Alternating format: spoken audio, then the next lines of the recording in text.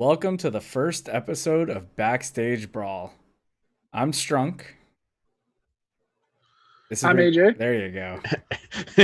And I'm Ferdy. And we're going to come to you twice a week with show reviews, predictions, updates, news stories. And let's just jump right in. Let's do it. The first thing we're going to do tonight is we're going to give you guys a little bit of a background about our wrestling past, some of our favorite wrestlers in the past, some of them in the current, favorite wrestlers, favorite matches, just so you have an idea of a base of where we're coming from and how we feel about the product. So let's start with favorite past wrestler, or you could say all-time favorite wrestler, maybe. Ferdy? Well, mine's The Rock. I was hoping you were gonna start with AJ because I think we know that the answer, and I wanted to hear the argument. But I mean, The Rock, it's easy. The Rock or Stone Cold, I think probably for most people our age is going to be, and I like both of them almost the same. But I mean, I just know The Rock at being 9 or 10 years old is like the most like biggest thing in my mind. Every time I turned on a wrestling show, I wanted to see him, and every time his music hits, it's like your hair pops up, kind of like the Undertaker's music now. So it's easily The Rock for me. Stone Cold is second, close second. So, Did you see The Rock's Twitter today with him washing his hands with his Washing daughter, his hands with a kid. singing the Moana song? no, Yeah. I didn't. It's pretty. Yeah, awesome. he's doing the rap. He's doing the rap part of Moana with his kid, washing her hands because it's 20. Because he made it like 20 seconds. What? All right, I have to watch It was that. pretty. And he's cool. like, Check it he's out. like standing there in a towel, and you're like, none of us look as good as The Rock in a towel. Not to mention, I mean, my favorite wrestler, but like now he's like probably like my favorite human being. That guy's like, he just needs to be president. So, You'll say that, and then he'll become president. You'll be like, what is this guy doing? I don't know, man. That man has his worth ethic. I wish I had a tenth of. No doubt. AJ, who's your all-time favorite? Yeah, AJ. I thought we were talking about past right now. We are. Well, you can say current. I mean, your all-time favorite is past and current. I know where you're going with this. Right. Well, I think Chris Jericho's still current. So, my favorite wrestler growing up was Triple H. Just because he made me like being a heel, because he was such a good heel in the early 2000s. Even when even today, like even as a heel, people still treat him on. He's like the who's a good example of that today? Like the Miz, like when the Miz was feuding with John Cena, and the Miz was supposed to be the heel, and everybody was cheering for the Miz because everybody hated John Cena. Oof. Comparing the Miz to Triple H. Well, we all know I love the Miz too, And we lost all credibility. No one will ever tune in again. Oh wow, okay. But you know what I'm saying? Like he made it cool. Like he made it cool to be a heel. And I remember like bragging to my friends about what a good heel he was. My friends would be like, "Well, he's an ass," and he'd be like, "Well, that's too the bad." point. Like, yeah, exactly. Like he's my asshole. I love him. He's the best at being an ass in the world. And then obviously Chris Jericho, because he does the same thing. The Chris Jericho can do anything in the world, and everybody still loves him. And favorite is obviously subjective, so we don't have to argue about him being the best. Roll your eyes up again. I swear to God. My favorite all time is gonna have a match this weekend.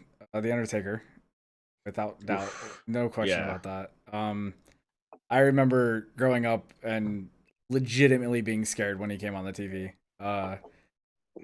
Quick Undertaker story. We were at a local event here, and he was having a casket match with Papa Shango. And my dad, who does not drink, had a few beers. We had very good seats. And Papa Shango threw Taker into the casket. And my dad reached over the guardrail and was patting Taker on the shoulder, like, get up, get up, get up, and fell in the casket. Taker proceeded to tell my dad, don't move, stay in the casket. The match went on another 7-8 minutes with Papa Shango and Undertaker throwing each other into the casket, just brutalizing my dad. I mean, they just beat the shit out of him. Your dad learned what a spot was that night, literally just kept throwing him on the casket. Finally, Papa Shango got put in the casket. They rolled the casket to the back with my dad in the casket. I'm with my grandpa at this time. I'm probably 7 years old, maybe. And they escorted my dad back out to his seat. They did not kick us out, thank God. But man, what a great character. Definitely the best character in wrestling history. I don't think that's arguable. No. So grew up an Undertaker Can fan, you say still an Undertaker fan. Can you say brutalize like every 5 minutes for the rest of the podcast? He brutalized. It could be a thing. All right, let's go with who's your favorite current wrestlers, AJ? Who do you like to watch right now? I'm a big Chris Jericho fan. Shocking. Shocking. Shit, it's hard to argue that right as of like today, but I'm a big AJ Styles guy. I think you all know that. I've liked AJ Styles since he was in TNA. Back when nobody like actually gave 2 cents. See, Strunk, I can censor myself.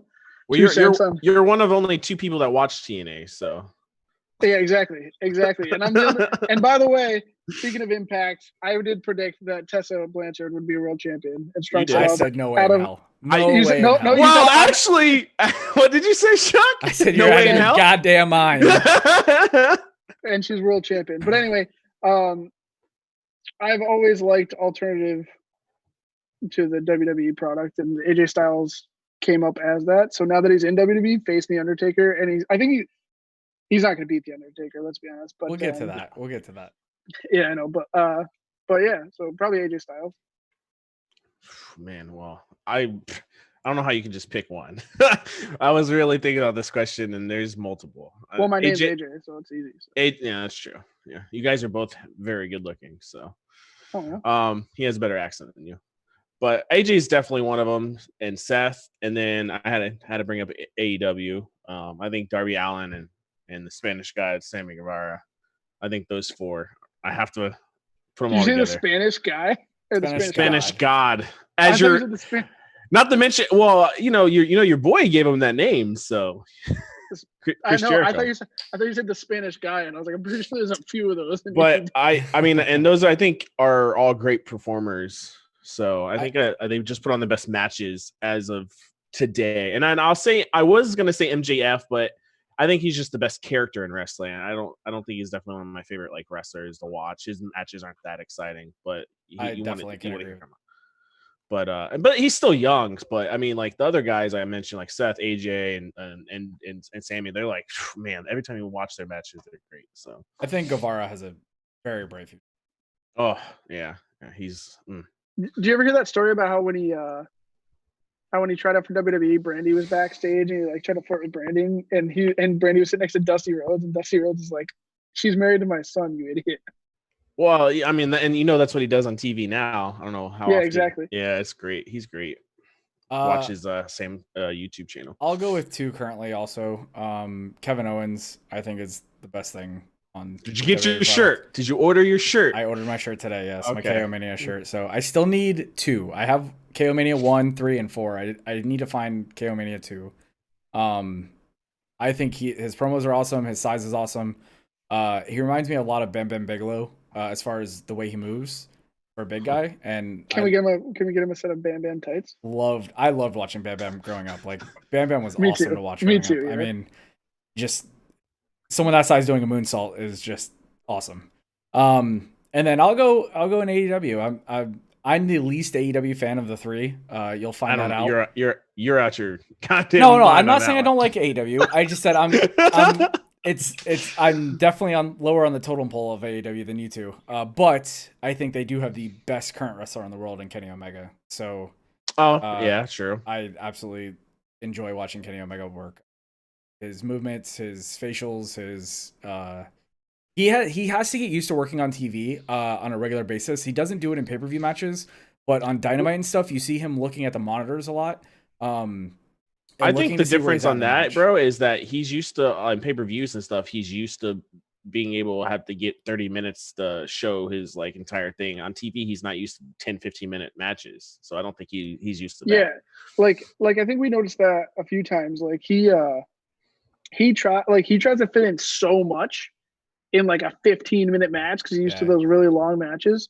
You know what I'm saying? Like he does like 7 finishers in like 13 minutes. It's gonna take him getting some used to for weekly television, but he'll get it. I know he will. And other than Jericho, he has the most protected finish in all of wrestling. Absolutely. Yeah. No one's kicked out of the One-Winged Angel, so I think that's really cool. And eventually, when someone does kick out of it, it'll be a huge deal.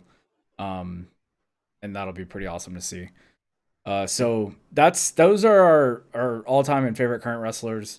Let's talk about favorite matches. What kind of style match do you like to watch? What's one of your favorite matches that while all of us here on quarantine, people can go back and watch? I mean, well, man, that's another hard one. I gotta go with The Rock and Stone Cold at WrestleMania 17. Which, if you haven't seen WrestleMania 17 and you just need to watch that show, I think that's the best WrestleMania ever. Turning Stone Cold turning heel, I think was like, just I don't know, mind blowing at that age. I was like, The Rock and him, but I don't know. And then the second match I was thinking, because we're sitting here thinking about, I was thinking about it for a while, is the same card, the TLC match. I can go back and watch that once a week. That match is just mind blowing. The spots, everything they did, put their body on the line, I think is a close second on that one too. But The Rock and Stone Cold, any match they ever do will probably be my favorite. You know what hurts my feelings is I told you my favorite match was TLC 1, and you just brought it up. Yeah, but it's totally fine. Like the only reason, like we talked about, like the other day, I think the reason I can't pick a Stone Cold Rock match is because there's 3 of them, and like, to be honest with you, the last one was at 19, right, when The Rock went heel. I honestly didn't even remember the outcome of that match because I was like the third match. I can remember the outcome right now. So exactly, like The Rock wins after like 3 rock bottoms in a row, and you're just like, oh, okay. But like, I thought Stone Cold won it for the longest time. So that was their thing in their matches. Like 17, they did each other's finishes on each other. So I guess. Like I said, my favorite match is TLC 1. I like unpredictability, and that match was just phenomenal. And it wasn't like the mainstream thing, a lot of like, I love tag team wrestling. I think tag team wrestling is very underutilized in all markets, not just WWE, even though AEW does have the best tag team division right now. There's no arguing that.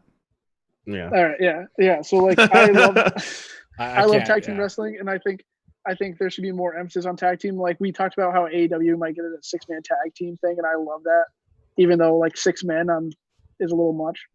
But it was just a bunch of up and coming dudes, all young and all willing to do whatever it takes to make a name for themselves. Like Jeff Hardy went through like 9 tables and 3 ladders and probably a broken leg or something. And Edge broke his neck, right? So, I mean, just watching that match over and over again. Like, I used to tell my buddy, because the GI Bill used to pay for wrestling schools because it's a trade school. And I was like, we'll get out of the Army and we'll learn how to wrestle. And my buddy was like, what the hell do I know about pro wrestling? And I'd be like, nothing they can't teach you for 18 weeks. All right. I mean, I think we're all in agreement. When you move back here, we gotta get this wrestling ring in the back of Strunk's yard. Or you mean like when I got drunk, or whatever? When I got drunk and got kicked out of the 1,000 or the 20 Raw 25. Yeah, Raw 25. My favorite matches. So everyone talks about Undertaker Shawn 25, which I rewatched today, and what a great match. No arguing that, but there's something to be said about being at some of these matches in person. And I was at 28 with Triple H and Taker with Shawn as the referee in Hell in the Cell, and no one sat down the entire match from the entrances to the final pin till they walked up onto the aisle and hugged each other, which could be this generation's curtain call. It was, I mean, there goosebumps the entire match. Legitimate false finishes where we thought Taker was going to lose, and his streak was still intact at this point. So I mean, it was something else. That was awesome. And then I also go back to the Bret Stone Cold match, where Stone Cold passed out and basically became the biggest babyface in wrestling history. Bret and also Bret, the most overrated wrestler in history. That's strong. I agree with that statement. That's very strong. He's terrible. He's not terrible. I wouldn't say terrible. That's a bad. I think he's right. I think he's right there with Razor Ramon. Oh my God, you're awful. All right, he's not that bad. hang on, time out. Bret's not bad at all. I mean, if you watch pre WCW Bret, he was amazing. I mean, Yeah, true. And I haven't watched too much. I mean, I was like 5, but if you didn't know Bret Hart and you were a WCW fan and he had all this hype surrounding him, brought into WCW, I can obviously see the opinion that Bret was overrated. You know, Bret was overhyped. But if you watch the ring, he was great. WCW, Bret was amazing. I mean, the stuff that he did in the Attitude Era with the Canada and I mean, the biggest heel outside of Canada and the biggest babyface in the history of wrestling inside of Canada was fantastic work. It was really good. So, all right. Well, with that being said, that's a little bit about us and what we think about the current product and past product. We are going to do 2 more podcasts this weekend because WrestleMania is going to be spread over 2 nights. It's too big for one night. Too big for one night. So we are going to do a podcast tomorrow after night 1 and then follow up Sunday after night 2. But what we're going to do now is we are going to do some predictions. We are going to keep track of our predictions for a certain period of time. We'll choose another pay-per-view to end it on, and then we're going to come up with something fun on stream for a punishment. Most likely shave AJ's head. No. That is definitely a punishment. Even if I lose, it's gonna be AJ's. Yeah, if anyone loses, it's going to be shave AJ's head. So I'm cool with doing the mid-year reset, but I think the yearly one should be even bigger, like shave Strunk's face. You know, Oh, do you remember that time he shaved his face and he came to work and we had no idea who he was? Not to mention everyone in the store, even customers stopped and looked. Yeah, like, that's not a good look. I don't know you, but damn, what happened? You know that one time when you mess up and then you're like, well, I guess it's all coming off. you got one of them problems where you grow up and you're still a baby as an adult. 2 weeks ago, my beard was down to here. I just shaved for the first time since that incident. It does look a lot shorter. Oh, it's infinitely shorter. I took almost 8 inches off of it about 2 weeks ago. And that was the first time I shaved since the May 2017 when I got lambasted at work. Sometimes you need to change, man. I get it. I just shaved my head for the first time in like 10 years. So anyways, let's give some predictions, a little bit thoughts about the matches. We'll take. Can we start with the undercard and work our way up? Yeah, for sure. I was gonna say I don't want to start with the big matches. No, we'll start with the undercard. We'll start with Otis and Dolph. I'll let you go ahead and lead this one off, Ferdy. Oh God, I gotta start with this match. I actually think this match is gonna be phenomenal. Strong. I think it's gonna be strong. Yeah. No, I mean, come on. Dolph puts on good matches. He sells. He's gonna sell for Otis. That's fair. Otis is actually, man, one of the best characters on SmackDown. And then actually, you know, watching what happened with the whole thing tonight. Sonya and Mandy. Yeah, I don't know. I was gonna say that I thought Tucker was gonna turn on Otis, and Mandy and him were gonna be together. And that's who set up the whole thing before watching SmackDown tonight. But I was totally wrong on that. So I still think that that Otis wins. It'll be a feel good thing. It would have been better with an audience, but I think Otis wins. I mean, what does Dolph get from winning the match? Nothing. So, all right. So Ferdy has Otis here. I'll go next on this one. I too think Otis is gonna win, and I think he's gonna win Mandy. I think it's pretty clear where they're going with this, and hopefully, you pair up Mandy with Otis and Tucker, and let Mandy feud with Sonya for a while, and you'll have some mixed tags in there, I'm sure, because WWE loves to do mixed tags. But I think give Otis the win here. Not gonna be on the pre-show, so there's that. Because I don't believe we're gonna have a pre-show. But I think we're in agreement that Otis wins this. They did announce a pre-show for both days. I don't know what match will be on it, but so probably Otis versus Dolph for day 1 and Elias versus Corbin in day 2. That would make sense. You guys are skipping the 0 build match of Aleister Black and Bobby Lashley, but well, we'll get to that. But I think that has potential at least. I think that Sonya will try to help Otis and will cost him the match, and Dolph will pick up the win. Wow. Just because Otis is a tag team wrestler, like he doesn't benefit from a singles win at all. Does Dolph benefit from a win ever? No, but he never wins. Does Dolph ever win though? That's what. I mean, he wins as a tag more than Otis and Tucker because him and Bobby Roode have been champions more recently than Otis and Robert Tucker. Roode, get it right. Triple H Jr. But yeah, and then I mean, because Sonya's gonna try to help, and then Mandy's gonna cost Otis the win, and then Dolph's gonna win, and then him and Mandy are gonna ride off into the sunset with Robert Roode. Oh wow! So you think Mandy stays with Dolph? I do. That is not a feel good ending. But Dolph, again, it would be a perfect man to do this. But when Dolph wins, he doesn't win like when he's a heel, he wins like gross heel. Like you hate him when he wins. Yeah. So, but I think they want Mandy to be a face. I don't think they're trying to keep her heel. Oh well, I think Sonya helps Dolph win. Sonya, yeah, I could see that for sure. And then that just makes both of them, blow up with more heat. I could see that, but I do think Otis still wins. Maybe Mandy helps Otis win. What I did learn from this is Dolph Ziggler actually dated Dana Brooke. Yes. Which is, you know what? Good on him. Good for him. She can probably bench more than him, but good on him. That's facts. Yeah, so I think the opposite will happen. Sonya will stick with Otis and Tucker for a while, just to mix things up. All right. Because she's as tan as Robert Roode. So then, All right. Up next, the other potential pre-show match here, we got Elias versus King Corbin. I'll take the lead on this one. I think there's two routes here. You keep Corbin hot. People can hate Corbin. That's what he's supposed to be. He's supposed to be hated. I think he's great in the role he's in. I think he's done a fantastic job. He's done nothing but improve. I think a lot of his hate's unwarranted. However, this is make or break for Elias. If they beat Elias here, we can expect nothing ever from Elias ever. This is the opportunity to put Elias over and potentially get him into a mid-card title role or and move on. Obviously, with Gronk being the host, I think Gronk is going to be somewhat feuding maybe at SummerSlam with Corbin. So I think Elias moves on from Corbin quickly. Maybe even Gronk is ringside for this somehow or comes out or something along those lines. But I'm going to go with Elias because he needs it and Corbin does not. Tells Elias to get hype and get over. Corbin needs something. I don't know if it's do you mind if I go next, Ferdy? Go for it.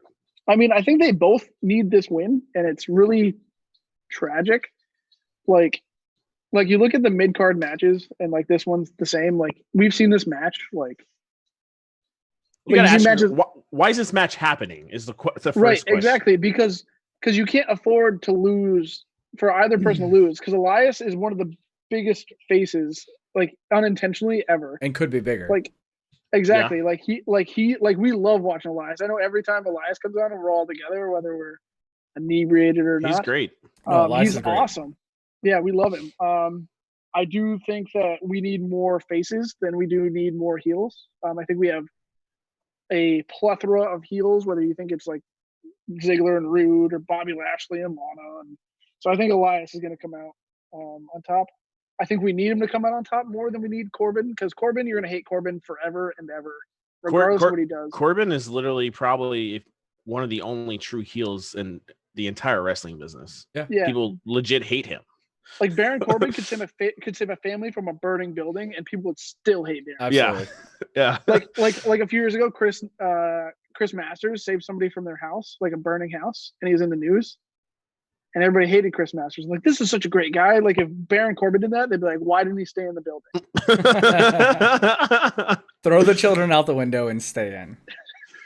Keep your hair from 2011 in there too. I also think Elias wins. I think with everything you guys just said, there's no reason for Corbin to win. I also think that Gronk gets involved with Mojo and helps them win of some sort. I mean, they're gonna get hyped together. This sets up the feud. They're gonna get hyped together. God, it's terrible. This sets up that potential like Gronk versus Elias. Corbin match. Yeah. Or Elias. Corbin, Corbin. Yeah, Corbin. Right, Corbin. Corbin at SummerSlam or whatever. But again, this is one of those matches. Like the only reason it's happening, it's to set up another match, and I believe that's it. This match would not be on the card if it wasn't for this current situation. I agree. Before we move on, can we just remember that time where Mojo Rawley had like the face paint for like a week? And he was looking in the mirror. It just completely scrapped. He's like, I'm no longer hype.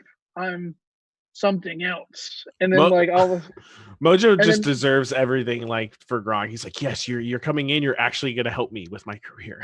All right, bold prediction. Mojo Rawley. How do you say? Let's just call him Mojo. Did they drop his last name, or does he still have it? Can we call him Mojo Jojo? Let's just call him Mojo Jojo. And Elias will be tag team champions together. What? I'm predicting that Elias and Mojo will be tag team champions together. Out of your goddamn mind. You're definitely out your goddamn mind, and I will add your bold prediction and say that Mojo turns on Gronk in this match, and King Corbin and him will have a little. Do you really want Mojo Rawley and Gronk feuding? That's a funny feud, baby. I don't, but Gronk does, and Gronk is going to get what Gronk wants. That's true. Hype be hype. Yeah, that's true. Hype be hype. You're selling the match for him already. You got the tagline already.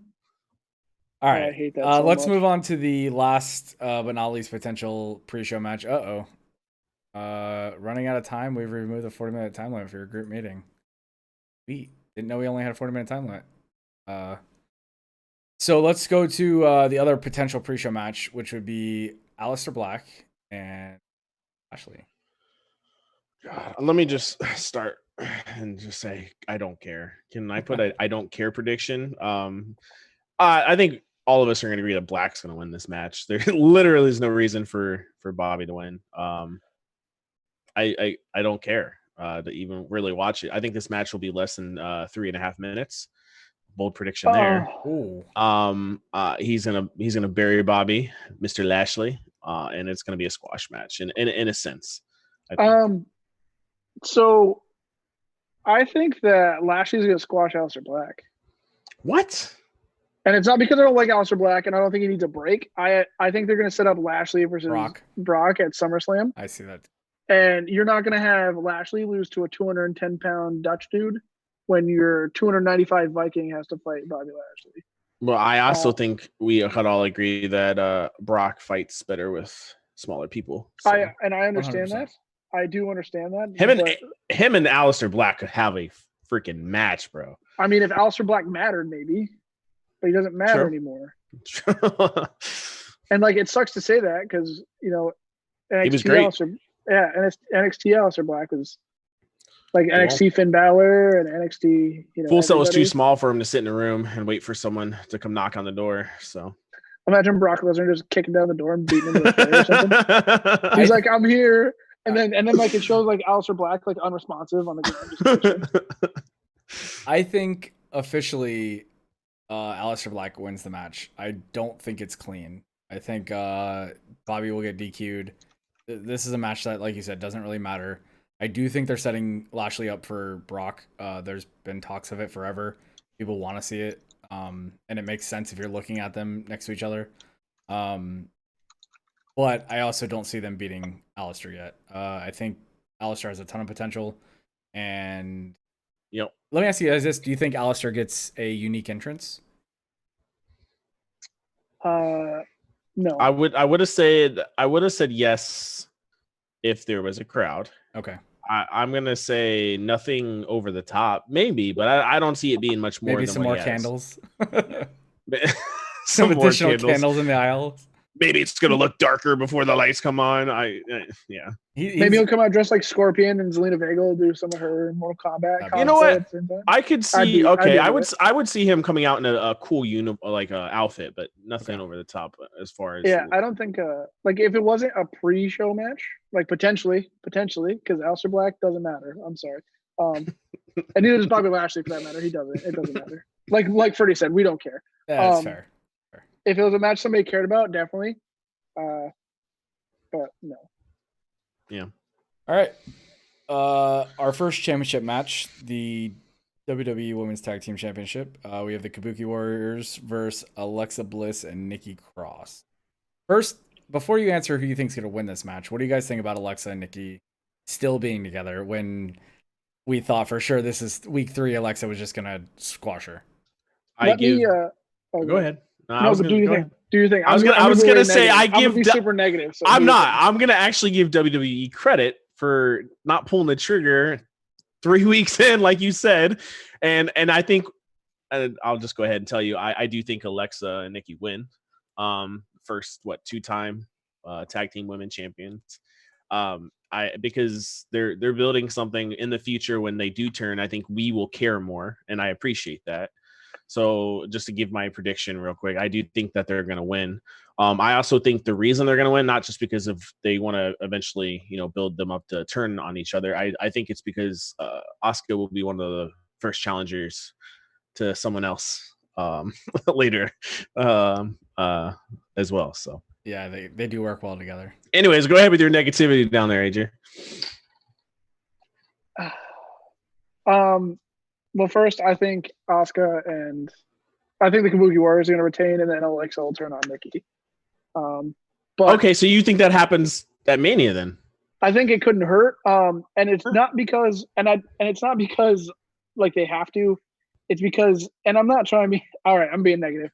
The women's tag team championship match, like the women's tag team championship, gets less spotlight than that 24/7 title. And it's 100%. Ridiculous. Like they talked about this women's revolution. They had all women's pay-per-view. They had this huge build up to this match, to these titles. We watched that Elimination Chamber match together, right? At your house? Yeah. Was it your house or was it Strunk's house? It was your house. Yeah, because we played Monopoly. But the point is like why? Like they haven't defended these titles since Charlotte and Becky at when was that? At TLC. Was it TLC in June? No, it was in December. Oh no, I'm thinking of Money in the Bank. So yeah, that was a while ago. TLC in December, yeah. I agree. Why aren't they on NXT? Here's the thing. Right, I do believe it has a lot to do with Kairi Sane being injured, though. And she was concussed, and then she came back, or she was hurt, and then she got concussed, or vice versa. So a lot of it has to do with Kairi Sane being hurt, I believe, is why we haven't seen them as much.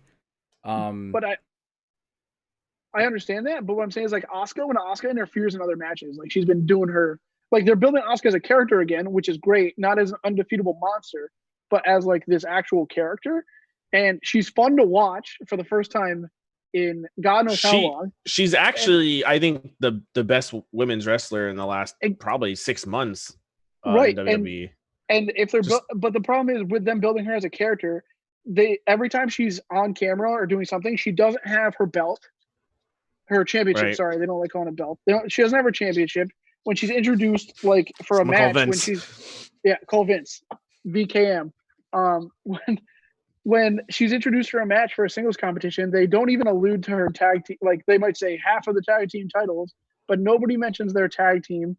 Nobody mentions that like any of the history for these tag titles. So like if you're gonna build these tag championships up, you can't just keep passing them around every few months. Like you're building Asuka as a character. You should build if Kairi's better, which I hope she is, because if not, then this match is going to take like a whopping 3 minutes. Right. Kairi Sane is phenomenal. I wish exactly. But I'm saying and young. They're building yes. Yeah. So they've built Asuka as a character. So now they need to build them as characters together instead of spitting CGI mist in somebody's face and actually build these titles. Like these titles have been around for what, a year now? Like over a year, because Elimination Chamber. Yeah, Elimination Chamber just happened. Yeah, it's a little over a year. Yeah, let me ask you: do you think Kairi Sane comes out on a pirate ship still? She could have had such an awesome entrance at Raymond James. So cool, man. Oh my god, dude! So unfortunate. She could have the cannons fire. Like it would have been fantastic. And then she could have ziplined. She could have ziplined from the. It would have been great. Oh my god! I never even thought no one's ever ziplining from anywhere in WWE again. I just want to throw that out there. She's got the umbrella to catch her. Yeah, there you go. Oh god. I do think the Kabuki Warriors retain. My man. I actually think Alexa's also turning on Nikki. I think Alexa makes a much better heel than face. She's the best. I agree with amazing. That. And I just don't think you want to take the belt off. Let them start defending it. I would love to see it be brought down to NXT more. There's so many. I agree. The women so many good in NXT are just above everything else on any show. And I 100%. think like get the we tag watched titles that on ladder there. match at the So we good. watched that ladder match, and that Mia Yim got busted open. Yeah. We were so stoked. Dude, that was God. I agree with you. The women in NXT, man. Yeah, it's crazy. So I think take the belts down there, and I don't think you want to lose Alexa off of their main shows, SmackDown. So give it to let them keep it. Let Nikki take the pin. Let Alexa get pissed at her and turn on her. And let me just say, like, Alexa and Nikki, the reason I don't think like they're gonna be buddy much longer is they're like Raw's version of Sasha and Bailey. Like they're the exact same. Like same character development. They're best friends, and then all of a sudden they're not anymore. Like it's another reason I don't think why that's gonna happen is because we're gonna have that with the whole Sasha and Bailey thing. You're gonna have the same angle going for two different people. Let's go. Let's go to the next championship match: Street Profits versus a thrown-in Austin Theory and Angel Garza. This should be a squash match with the Street Profits just destroying them. It won't be because all these guys can work. It actually should be a really entertaining match. I imagine they'll give them 15 minutes. But I do not see them taking the belts off the Street Profits anytime soon. Anytime soon at all. So I agree. I think we're all in agreement. Yeah, that's a pretty easy. That might be the easiest match to call on the card. I will say that Austin Theory takes the pin. Hopefully, Absolutely. Austin Theory catches someone this time. Yeah, Austin Theory is a great performer for his age, and he's a great physical specimen for like a younger dude. He's what WWE looks for when they look. Yeah, exactly. That's what I'm saying. Yep. But he's gonna go right back to NXT. You think? Not matter. Yeah, for sure. I don't, he's way too green. He needs like, to. yeah, I'm not saying. Yeah, like he missed that spill, and you know. Well, it wasn't not his fault. Not you heard why it wasn't his fault. fault. It was. Yeah, I read it. Yeah. If you're just watching this or listening to this, was it Montez Ford? Montez Ford. Yeah, it took so he ran the ropes and then Seth was supposed to get there and trip him, and Seth got there but not in time, and Ford didn't think he was gonna get there in time, so he kept his momentum going and decided to do a massive front flip over the top rope to Austin Theory, who was 3 feet away from him to the left and made no attempt to catch him, and Montez Ford literally landed flat on his back. It looked really bad for Theory because it looked like it was a massive botch, but in reality it wasn't his fault. So. Montez Ford, by the way, future WWE champion. That guy is the best. He goes home. Not even. He goes home every night to Bianca Belair. For the record, could you imagine being in the again, same he's room the best. with Bianca Belair and Montez Ford? I mean, what an entertaining. I want to play charades with him. That's what I want. Yes. I want to play house with them. I was like, I want all the smoke from them. No, I want to play Cranium and charades with Montez Ford and Bianca Belair. Come on, bro. 100%. Imagine playing like Monopoly with them. She'd beat your ass with her hair. She'd be like, "You think you can cheat me? You think you're banking?" Bang. Listen, that girl could bench me. Oh, Seeing her when we went and watched them that night, and seeing her, I was like, "Geez, man, she is a specimen." That lady, she's lounge, yeah. That woman is wow. Like she would destroy me. NXT Women's Division, best in the world right now, no question. All right, moving on to the next tag team championship match. We have The Miz and John Morrison, which I actually don't know if this is taking place.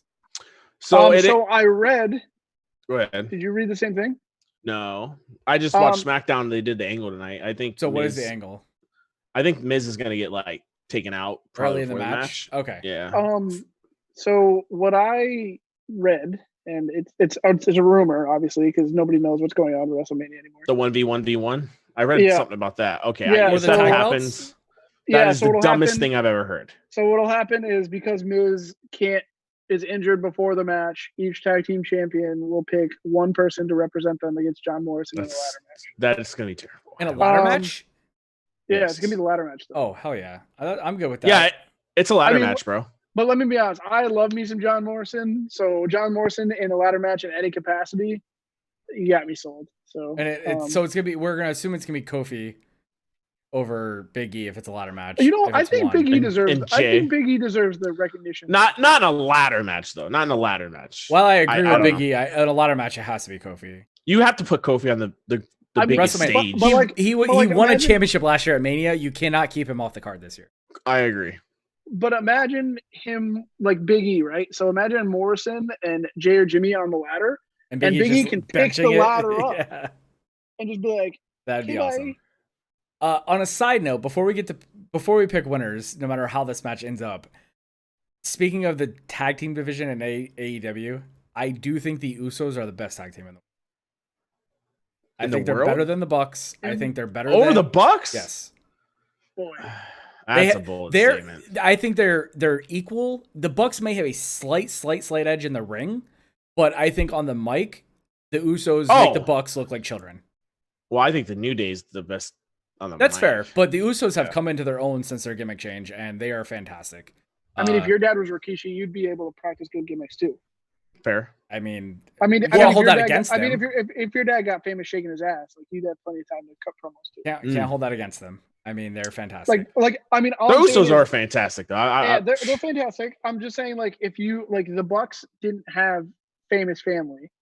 Okay, but you're putting parameters on making someone better. Like that doesn't make them better or worse. I mean, I'm just saying. Like, I honestly think that if Roman Reigns and the Usos weren't overlaid to The Rock and Rikishi and the Wild Samoans, they wouldn't have as much screen time or as much fame as they do. 100%. That's a fair thing to say. That's a fair thing to say. Okay. Opportunity maybe, but that doesn't change the fact whether they're better or not than someone else. I would say that because I mean you have like Charlotte. Yeah, but Charlotte. I mean, Charlotte honestly, without Charlotte's any probably the been fine. Best right, but Charlotte wrestler ever. Like Charlotte wouldn't have gotten a break if it wasn't for her father. I don't. She's 6-something, tall, blonde. Are you kidding? She might have not got in the door as quick, but I feel like if she wanted to do it, I think she would have still had a really good chance. There's a good argument there because she didn't like wrestling. She wasn't into wrestling. She came in with very little. Passed. But I still think she says that's the reason. Right, and I still feel like she would have. And I'm not denigrating their abilities. I'm saying that if the Bucks had as much exposure in their first 10 years that the Usos have had, you might not think so. That's all I'm saying. I mean, it's all about who you know, and that goes for. We can agree the Usos are best on the mic. Then. The best on the mic. Agree that the Bucks versus the Bucks. Oh yes, 100%. Yeah, New Day, I think New Day is the best overall. Yeah, no question. Oh man. All right, who do you guys have winning this match then? I'm going Usos. I'm going Usos. I'm going Usos too. I'm gonna say it before you do, because I think you're gonna say it. I think the Usos win. They tie the New Day. They both have 7 title reigns. It just sets up them in the future to have a final blow off match before Big E. How many do the Hardys have? 9. Yeah, they're not. I don't think they're close to the Hardys. I mean, I'm saying whoever's closer. I mean, I'm picking Miz and Morrison, but I'm saying out of those two. Why? Like how? Like what logic? Please tell me. And I agree that if the Miz was wrestling, then maybe. But I think that there's not a chance in hell that the Miz and Morrison. What I would like to see out of this is if that is the angle and it's 1v1v1, when this all gets back to normal, Morrison turns on the Miz for being there. I agree. I think, like Morrison's carried other promotions for years. So to see him like if in a SmackDown, like obviously SmackDown's got a pretty decent product now, but in a SmackDown Tag Team Championship, I mean obviously he's back at WrestleMania. Right. So it's his highest paying gig in probably 2 years. For sure. Even without a crowd. Even without a crowd, exactly. As a matter of fact, the producers probably make the biggest audience he's performed for in years. I mean, there doesn't have to be a crowd there for it to be the biggest audience he's performed in front of. Why are you gonna be like that? I'm sorry. Just because it's not WWE doesn't make it awesome. I didn't say it did. I think the Usos make sense, man. I agree. You think you're crazy with Miz and Morrison. Dude, I'm just fanboying over John Morrison. I love Which is fine. And it's been Jimmy got another DUI and they haven't won the belt since then. And normally after a DUI, the belts go right to him. So it's been a minute. They got to put the belts on him before he goes and gets another one. All I'm saying for the Miz is if the Miz does not perform in this match, he's lucky because the last tag team champion that John Morrison was with at a ladder match got busted the F open. Fair. Joey Mercury. That's one of my favorite ladder matches of all time because it has Brian Kendrick and Paul London and the Hardy Boys. So Fair. All right, this match It's I just a joke. I find don't very care about it. intriguing. See, you Wait, say you it's a think joke. this next This match? next match I find intriguing because I honestly I don't know who's gonna win. So the next match is the IC match, Intercontinental Championship with Sami Zayn and Daniel Bryan. You don't know who's gonna win, huh? I'm going with Sami Zayn. I'm going with Sami Zayn as well. All right, All right, well, we're all going with that Sami. wasn't hard. But here's why. Here's why Sami. Because one, Daniel Bryan's about to have his other baby, so he already said he's gonna take some weeks off. And two, you just put the belt on Sami. There's no reason to take it off him. And if he does lose it, it'll be the Friday after, because they're famous for switching the IC title 100%. The Monday, or it'll be SmackDown after now. But you could use that logic on Braun though. Right, but I don't. And Braun lost to Sami Zayn. That match. Here's the thing. I think that's Braun. I think they need to get Nakamura face as soon as possible again. The Nakamura heel experiment has not worked. He is probably the most charismatic wrestler in WWE without saying a word on the mic, and him being a heel does not work. He needs to turn face, and turning on a loudmouth Sami Zayn is the perfect way to do it. And then he can battle with Sami and Cesaro, which are going to be fantastic matches. I think Drew takes it off of Sami, and that's like Daniel loses, he goes away or whatever, and then eventually Drew McIntyre. Drew Gulak. I'm like, wait a minute. I did the same thing for a second. I was like, hang on. Yeah, because I've been loving that, the Twitter and everything else you're doing with them. So look, I can appreciate what Drew Gulak's doing and what they're doing with him, but I do not see them putting the IC belt anytime. Here's why. One, Daniel Bryan's contract's coming up. Two, they want to make him happy, and everyone he's been and wanted to push for, he's gotten everything he's wanted. He wanted Mufasa Ali to come up. He wanted. I think he wants to. And he did Cedric Alexander, and look where they're all at now. Yeah, fair enough. Well, I don't know about Ali. We'll see about it. I agree, though. He's the one. He's the one behind those promos, right? We can agree that he's the one behind those promos. So if you watch tonight, he's the one who revealed that Mandy Rose, Sonya texted him. He's like, the truth will be revealed, and he has like, which is why I don't think it's going to be Ali. I mean, so they showed his hand. And it was like black, like it's too obvious to be Ali. I want it to be someone not Ali. When has WWE not been too obvious though? Yeah, it's true. Like the Save Us with Chris Jericho back in like 2006 or 2008, whatever that was. Like he left WWE and then he came back, and there's like the Save Us. It was his code breaker gimmick. I don't know who it could be, but I'm hoping it's not Ali. It could be someone from NXT. I mean, I can't think of anyone other than Ali. Yeah, honestly, they're already promoting Killer Cross on NXT, so it's not gonna NXT. be him. Yeah. Oh yeah, and then they signed they signed what's his name, and then named him Joaquin Wild, so it's not him. Yep. DJZ, right? Yep. It's not DJZ. No. Yeah, they haven't signed. Like, you would know if they signed somebody, you right? Know what I'm saying? Like, they don't. That's not kept secret. And Killer Cross is going to NXT, and Yes. Scarlett Bordeaux hasn't done anything since she. Right. Because. All right. Just like I predicted. So we all think. Well, it's early. Shit hit the fan, bro. It's early. So we all think Sammy's gonna keep it, and we'll see where it goes from there. Go ahead. I want to say one thing, and it's. What did I? Well, I just want to say, like, the reason, I think Ferdy was gonna call me on that because I said I think this match is gonna be a joke. And it's not because I don't think the performance is gonna be bad. I think it's right up there with like the women's tag title. Like the most notable thing to happen to that IC title in a while is the redesign. I love the redesign for the record. Yeah, I do too. Yes, I do yes. too. I mean, it might be a little petty because Cody Rhodes is off doing his own thing. But I think that's the most notable thing that's happened to the title. And you used to have people like, obviously Sami Zayn cares because it's his first title since NXT, and Braun cares because it's his first title.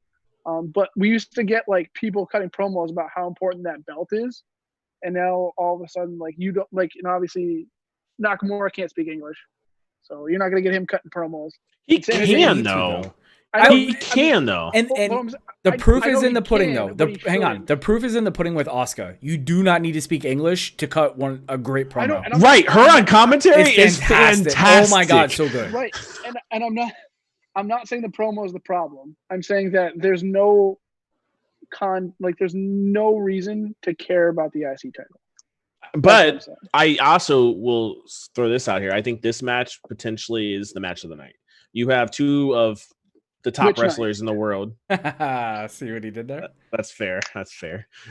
We'll find out, I guess. But unless I hope they let Sami Zayn like wrestle and not be like a scaredy cat like he's been, running around. Yeah, because he's so good. Does everybody get ejected? No. The only reason I say no is because they're gonna want some noise, Well, and they want Drew Gulak at ringside too. Even if Brian's taking a leave for a while, I think Drew Gulak being there to get some on him, to get some spotlight, I think is important. I think the best way to turn, if you want to turn Shinsuke face, I think the best thing to do would have him cost Sami this match. No, see, I think Sami needs to win for him to turn face and then take the belt off him. I think he needs the belt back. I think he got screwed out of keeping it, and I think he's the perfect IC champion in the company. Honestly, like Vince won't put the big belt on him, either one of them, even though I think he deserves it. But I do think that he can hold that IC title. Let him hold that shit for 18 months. Give him that belt forever. I mean, honestly, like make something of the belt and make something of Shinsuke. And the fans love his music. The fans love watching him perform. I think they need to. He needs to be on Raw, in my opinion. He needs to go back to Raw. I don't know why. He's just not a SmackDown person. But the problem with the Raw is they have a US title they don't defend either. Right. That is a big problem. Who's the US champion? We can have a whole conversation about how they use their titles. Andrade is the US champion. That's right. Champion. And it's not. He's not on the freaking card. No. Well, he was. He's got COVID. He's got COVID-19. Well, hang on. Yeah, let's not spread rumors. He's in isolation. He's putting up with Charlotte every day. They did come out today that the report said no one in the WWE has got it. Yes, that is what is reported. I think maybe we'll have different opinions on this next match. The SmackDown Women's Championship match, which is a Fatal 5-Way. I think it's the hardest one to pick. Bayley, Sasha, Lacey Evans, Tamina, and Naomi. Who did Tamina replace? No one. She was in it. It was a 6-way, and Dana Brooke got removed because Dana is on self-isolation. That's right. If you watch tonight, Tamina laid out Bayley and Sasha and won the match and won her match, but it looked like Tamina broke Sasha in half. I mean, Samoan dropped her right on her shoulder. I mean, it looked awful. My God, Tamina should not be in the company. I'm sorry. Tamina is awful. I think she'll be one of the ones released after all this financial. I hope so. She's still in a contract blows my fucking. This is really a hard match to pick, actually, because there's so arguments for everybody. Here's what I'll say before I make my pick. I will say that Bayley nor Sasha wins. So fair. I think Naomi wins. But I think Lacey Evans should win. I think Naomi does win. I think Lacey Evans should win. I don't want Lacey Evans to win a title ever. I don't know why they turned her face. She was a fantastic heel. She's been doing really, really good as a face, though. She's getting over with the crowd. She's a natural face. She's I mean, she's a pretty blonde woman. Like her gimmick. It's her gimmick, bro. It's her gimmick. Her gimmick is outdated. She's pretty. Yeah, it's terrible. She's outspoken. Like she's America's sweetheart. Who's the main character in Glow? Allison Brie. No, but who's the character? Yeah. The blonde. God. That's her. So, true story. I've seen one episode of Glow, and it was because I was dating a girl, and I was so drunk that I was like trying not to get the spins. So I was laying there with my head hanging off the bed, like watching Glow. It's worth a watch. And I was like, it's really good. The first season is really good. I love Allison Brie. So you're going, anyway, I'm assuming, with Naomi? I'm going Naomi, yes. I think Naomi deserves the title. I think she was supposed to have it in Orlando and didn't. But she did win in Orlando, didn't she not? She lost it in Orlando, didn't she? I could be mistaken. No, she won it. I was there. I think she has the most potential fresh matchups on SmackDown. And I think Bayley and Sasha don't need a belt going forward. I think one of the two. I think Sasha eliminates Bayley from the match. I don't think Sasha's the last contestant. So wait, no, it's a fatal 5-way. It's not an elimination match, is it? Yeah, no, it is an elimination match. It is an elimination match. That's what I thought. Okay. Even on commentary tonight. 5-pack challenge. Even on commentary, Cole said he's like, "What happens if you get eliminated first? You want, Yeah. So I think Sasha eliminates Bayley early on, and I think eventually Naomi gets. Man, I'm still torn on this. I don't see the Usos and Naomi winning, but I don't see the Usos winning. So I'm gonna pick Naomi. Okay. I would pick Lacey Evans, but I don't want Lacey Evans to win. You know what? I'm gonna go with Lacey Evans. I don't think that's a bad pick. I think it's 50-50 Honestly, Naomi and Evans. And like right up there with Sasha and the top talent in the company. He spelled her last name wrong. It's totally fine. But back up there with like, she is one of the best mic workers.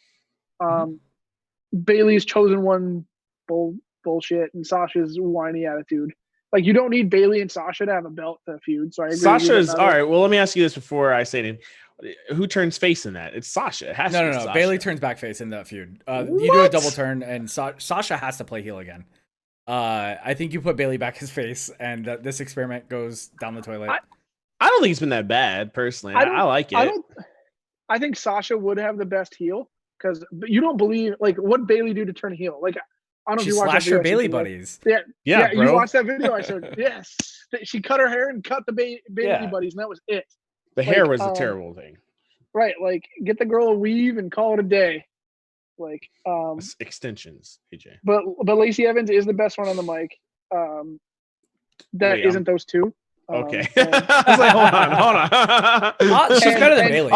Lacey Evans is better than Bailey. Take my ass to Boston and fight you over that comment. Lacey Evans is better than Bailey. She is not better than as a face. I think Bailey's better. As a heel, I don't think Bailey is not good at cutting promos. It's always feel sorry for me, regardless if I'm a face or a heel. Yeah. Regardless if I'm a face or a heel, you should feel bad for me and you should respect me. She doesn't demand respect; she begs for it. She begs for it, man. And I don't mean that in any. Shut up, Ferdy. Don't start. And Lacey Evans could defend against a Nia Jax. I think I could honestly believe Lacey Evans knocking out Nia Jax with a women's ring. I can't believe Bailey. I mean, she suplexed Nia Jax before, but I like Lacey Evans as a pick. I really do.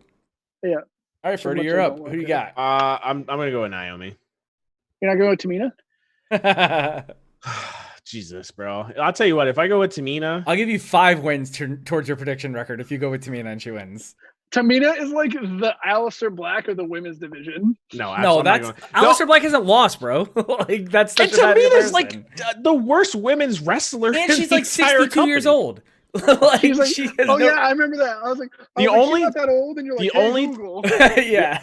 The only thing I can say about her winning is it would be a perfect Nia Jax Tamina match. Listen, but nobody wants that match. They went to Tamina and said, "Look, we're gonna give you this WrestleMania match, and then we're not gonna show you for another 2 years because Dark Side of the Ring is about to do an entire episode on your dad who murdered people, so you can't be seen in our rings anymore. Right. So go away." Right. Like. No, I think Naomi deserves it though. I'm shocked that none of us picked Sasha or Bailey. I think we all are in agreement that you don't need a belt for that feud. I agree. I don't know if deserve is the word for Naomi. She's been gone a while. She was gone because her husband. No. She said that she took a break due to personal issues, not her man's issues. And all the other women in this match, aside from Tamina, because she's a cave troll and comes out once a year to feed, have been working their asses off. She's also the most working her ass off. She's the most she keeps getting hurt. She's the most underrated women's. No, I'm not. wrestler. I'm not saying. I mean, she's been injured. Like, you can't control an injury. You can control taking personal time. And I'm not saying you don't deserve personal time. Can I give you the dream scenario? Naomi wins, and one of the call-ups, because there's still going to be call-ups. They might not call them call-ups. Yeah. They're not. They might not call them call-ups, but they're going to do some sort of shake-up, some sort of roster movement.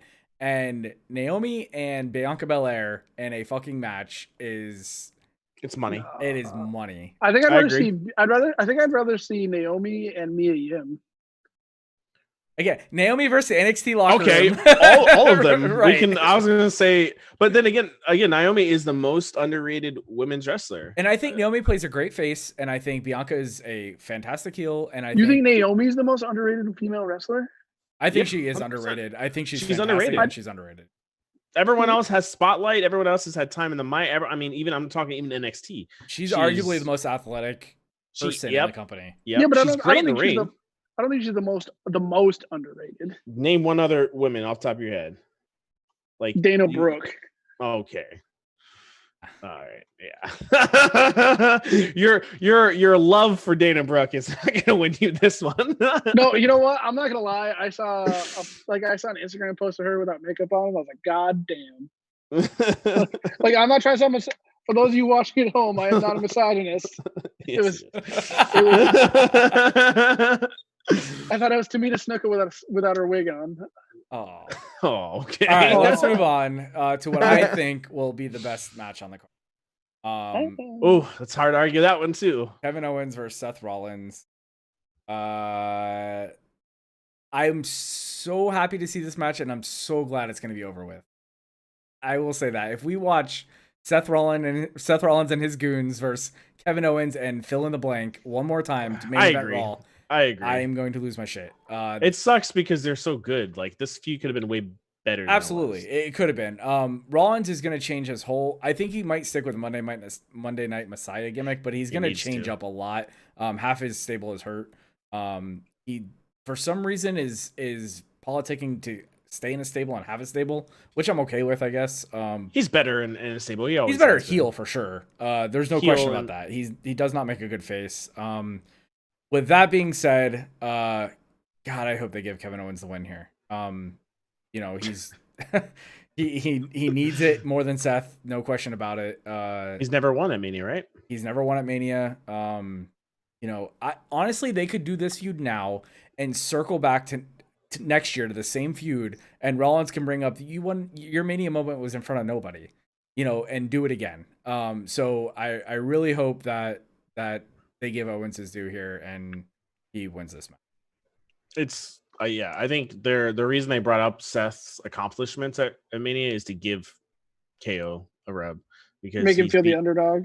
Well, yeah, he's beaten Triple H, he's beaten Brock, he's beaten Roman all at Mania, right? So I think KO needs this one. Like, if you make him lose, where does he go from there? Like, right.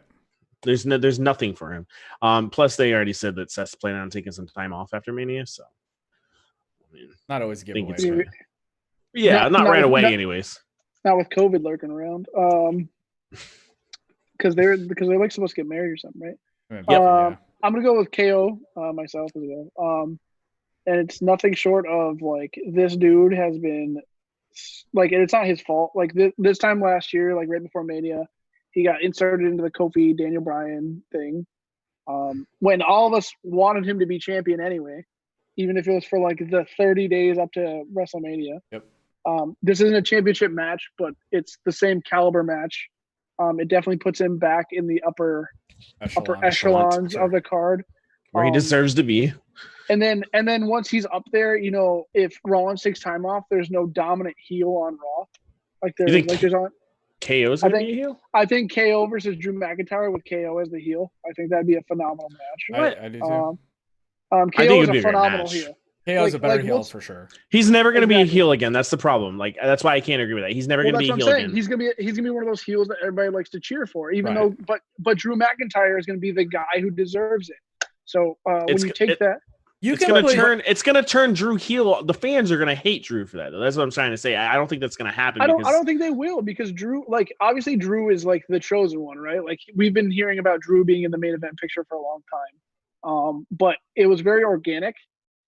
He wouldn't have beat Brock without Ricochet's help, and he wouldn't like this, that, and the other thing. He hasn't held a ton of titles. He held that tag title with Dolph Ziggler. Like Roman, like the way Roman was force fed to people, and the way that Drew has organically, like, been to the bottom and then back up real quick. It's another feel good, like, Mania story. That's what I'm saying. Like if he was given the tag title and the US title, and then been in the picture for like 6 months for the Universal title, or the WWE title, and then he wins, like, everybody would hate him for that. But because it's been pretty organic, I think that nobody would hate Drew McIntyre for feuding with Kevin Owens. All right, so to piggyback onto that, I think Owens versus Drew would be a great feud for the belt, but I do think that I think Ferdy might be right in the sense that they don't want the crowd to organically turn on Drew, but it would be so easy for him to go out after WrestleMania and say, "I played you guys. I got what I wanted by making you guys cheer for me. Like I got this match because if there was a crowd." Right. Well, that does make it a little harder, but he can easily say, he can easily flip the script and go back to heel. He was a heel with Shane. He was a heel for a long time. And then, even his face run has only been what, a month and a half? I mean, and he's never really since he kicked Brock out of the ring. Right, he's really never been solidified face. So, he could easily, he does his little 1 2 3 boom thing, but he could easily flip the script and you could keep KO in that in the face-ish territory. Honestly, Ferdy, that thing you just said where there's no crowd, like he could literally go on the mic and be like, "What I realized is I just need myself." And the rest of you can kiss my ass. Like literally. I get it. Like, with all these people not being here, I realize I don't need you. But what I'm saying is, if Seth Rollins does take off, Kevin Owens would be a great upper. I agree. Like even if he doesn't win, he could imagine him going for a cannonball and then fucking Drew McIntyre just kicking him. Yeah. Just Claymore him. I think they're gonna feed Drew like some upper like Randy Orton type heels or somebody before they get to someone like a KO though, like or a SummerSlam match. I guess would be like a KO match, but it'd probably be Goldberg or somebody that we don't care about. See Randy Orton? I mean, have you ever seen Randy Orton? All right, let's move on. We're fantasy booking too far out here. Yeah. All right. The NXT Women's Championship, Rhea Ripley versus Charlotte Flair. This match could be good. I was super big on Rhea Ripley, and I think I may have overshot my shot. I think that less of her is more, and I think she might be getting exposed a little bit on the big screen. With that being said, you're gonna pick Charlotte. With that being said, if there were live crowds, still, I would have picked Charlotte to win this match. But because we're not having live crowds and we don't know when we will have live crowds again, I don't think it makes sense to put that belt on Charlotte Flair. Go ahead and build Rhea Ripley to be a bigger star. Maybe they run this back at SummerSlam, but I am going to pick Rhea to beat her clean. Okay. I think you're right. I'm picking Rhea as well, but I can see Charlotte winning this match. The only reason is because then they can have another big star on NXT, and she could carry that brand a little bit, if we would say that. But I don't think they need her. Charlotte doesn't need to be NXT. There's so many great women, as we've said 95 times. Like Charlotte doesn't need to be there. So I mean, Rhea, I think it's going to be a good match, though. But we'll see. Charlotte can carry a match. Sure.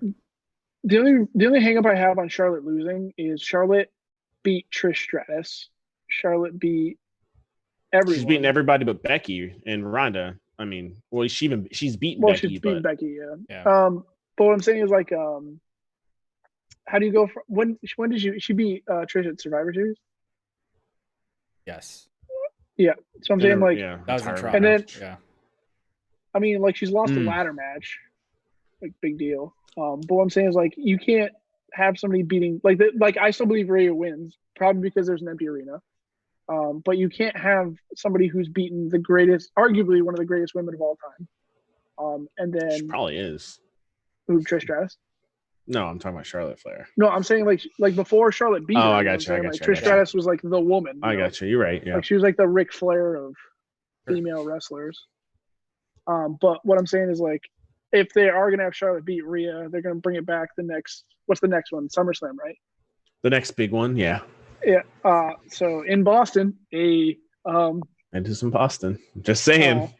See you boys. But what I'm saying is like, they could bring it back, and Charlotte, goes on a tear and she wants a rematch. And yeah. They'll probably make it a triple threat with Bianca Belair. But this should have already been a triple threat with Bianca. No, 100% agree. You don't even go here. Yeah. Best line of the fucking build. Yep. But I don't think they wanted to repeat like a chance at repeating the botches from last year's triple threat. Listen, the botches from last year were due for it because it went on at 1 a.m. Like right, and I understand that. I'm not saying that it's their fault. I'm saying that the company would want to mitigate the risk of a repeat incident. And I honestly think that, first of all, I think Rousey did way better than anyone expected her to. But I also Absolutely. think that a singles match for Rousey is a lot easier for her to build and put together. And I think a triple threat match made it a little bit more confusing for her, being inexperienced. I A lot of agree. people say a triple threat could protect her, but I think it actually had the opposite effect on her. I think She if she had broke her hand, right? Yeah. Well, did you guys end up watching the Raw? I mean, was it last Monday or the Monday replay, before? But yeah. like that match, like it was a bad match. was Not to mention sloppy. you could hear them like calling like stuff. Like And that's because the audience was tired as shit. I mean, Yep. it Yeah, was yeah. it was so long. And I also think like that caveat is, I think that we could see Ronda come back and feud with Charlotte. Mm-hmm. You don't need a belt for that feud. You know, she's already beaten Charlotte once. It's Charlotte's pride on the line at that point. You know, you got to beat the man. You got to be the man to beat the man. I'm interested to see your guys' opinion on the next match with that. Then, all right, let's get to the next match. The next match is Becky Lynch driving in her big rig every week against. You heard that was her WrestleMania entrance, yeah, right? of course, yeah. They had to get use out of it somehow. Against the Queen of Spades, Shayna Baszler. The black hole of charisma. Before you guys say anything, can I think we're all going to agree that Shayna's going to win this match. No, of charisma. How long do you think this match is going to go? I think this match is a squash match. Nope. All right, so who are you picking? Shayna, 100%. You think Shayna's gonna beat her down? I think Shayna is going to come out and destroy her. Like Rocky one, like Rocky. Yep, Rocky 3. Clubber Lane, right? Yeah, Clubber Lane style. Yep. You've been fighting nothing but bumps. And you have so many different like possible like ways to, you know, in the future, whether you want to have her come back at SummerSlam and beat her, or if you want to have Ronda, you know, come and feud with Shayna or whatever. There's just so many different scenarios. But I mean, Becky's definitely losing this belt, and she's gonna get her ass whooped. She's had that belt for a year, right? A whole calendar year. Yep, the whole calendar year. Yep. It's been such a long year. I'm going to disagree and say Becky wins. You are. I think Becky loses the belt on Monday. No, I think Becky loses the belt on Monday. I think this is the match that's too obvious that can't go the way you think it goes. Okay, fair. Really? I think so. Yeah, I think that it's obvious that Shayna squashes her. That's if you don't think that, you haven't been watching the product. But I do think that there was a curveball. I think Becky overcomes it. However, whether Shayna gets a rematch on Monday or whether someone else comes up and takes the belt off her and shocks her and she goes away for a while, I don't think Becky loses this match. I think they reward her for carrying that belt for a year. And let her get another win in a match that can actually... I actually think the match could be good. While Shayna has no charisma, I think that she can actually put on a good match with some good false finishes, and I think Becky wins. The problem with that Becky winning though is like you did all this build up showing Shayna being a badass. I mean, you had a whole pay-per-view literally to make Shayna a badass, where she just dominated elimination chamber just to lose. It would take all to the man. I get it. To the person who's held the belt for a year and beat Ronda Rousey. I mean, it's not a loss that she can't come back from. I agree with you know. She lost to Rhea. If Rhea beat Charlotte, I mean, it's definitely possible that Becky can beat her. Becky beat Charlotte. So I mean, I don't know. I think this is too obvious of a match. If we're making predictions by proxy, then any woman could beat any woman on this. That's aside from Ronda Rousey. Yeah. But fair. Becky and Ronda doesn't need a belt per se. I think. Oh, it doesn't for sure. And Ronda's already been rumored that she's coming back soon or whatever the case for may be. For a little while, right? Yeah. For a little while, and she wants to save some money to have a baby or whatever. Save some money. Maybe Ronda comes back on Monday and takes the belt off Becky on Raw. Or maybe she comes back and takes off Shayna. See, I mean, so you're picking Shayna, AJ? I am going to pick Shayna. Okay, I think that's the obvious pick, and I don't think it's right. And it's not because I don't think it's going to be a squash. But at the same time, I'm not trying to denigrate what Becky Lynch has done for that title. I mean, even though the Raw Women's title has been the quintessential women's title since, the women's titles have been revamped. I just think that the title, like Becky herself, and it's not any fault of her own, is getting a little stale.